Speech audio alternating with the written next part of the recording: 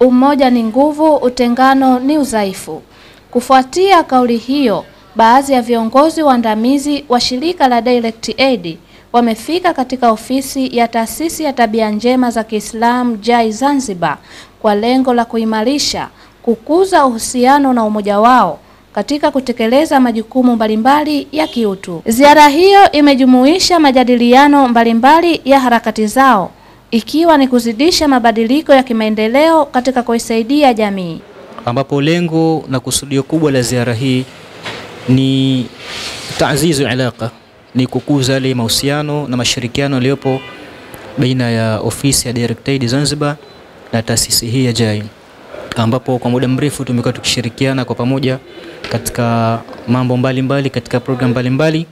Miongoni mwa program hizo ni program hii ya masuala mazima ya afya, program hizi za kambi za matibabu, program za kuchangia damu na kadhalika.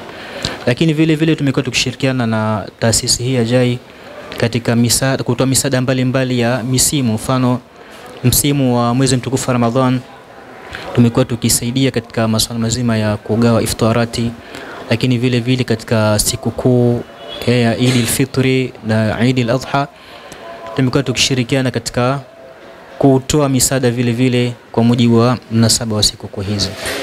Kwa hivyo lengo kubwa ni kuja kukuza na kuendeleza mashirikiano haya, lakini vile vile ni kuja kuangalia upande gani au sekta gani ambayo tunaweza kusaidiana katika kutekeleza programu zetu kwa pamoja.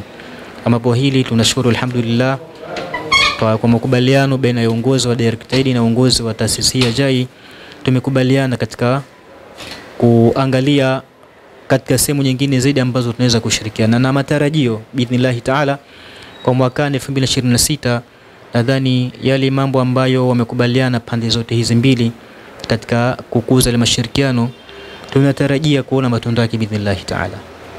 Kwa upande wake, Amiri Mkuu JAI Zanzibar Dr. Salum Seif akitoa shukurani kwa madhumuni ya kujadili na kupeana taarifa za mabadiliko ya kazi zao. Tunashukuru ujio wa wenzetu hawa Direct Aid ambao wamekuja kutembelea ofisini kwetu, na kama alivyosema lengo lao kubwa walikuwa ni kuja kututembelea na kukuza ushirikiano wetu baina yetu sisi na wao. Kama unavyojua tunashirikiana katika mambo tofauti ya kijamii, yakiwemo ya kutoa misaada katika masuala na kuhamasisha kuchangia damu, wakisupport activity nyingi za damu, hasa katika kipindi cha Ramadhani, kabla ya mfungo wa Ramadhani, ambapo imeonekana katika mwezi wa Ramadhani kuna upungufu mkubwa wa damu.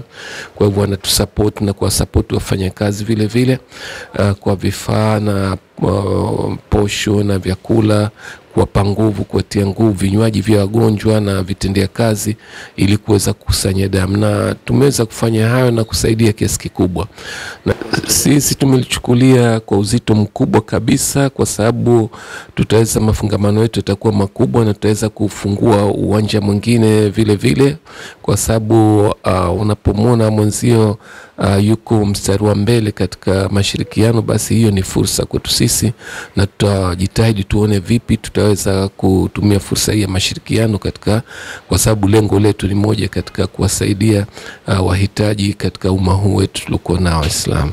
Kwa niaba ya crew nzima ya JAI Online TV, Nura Salum, JAI Online TV, wema kwa vitendo.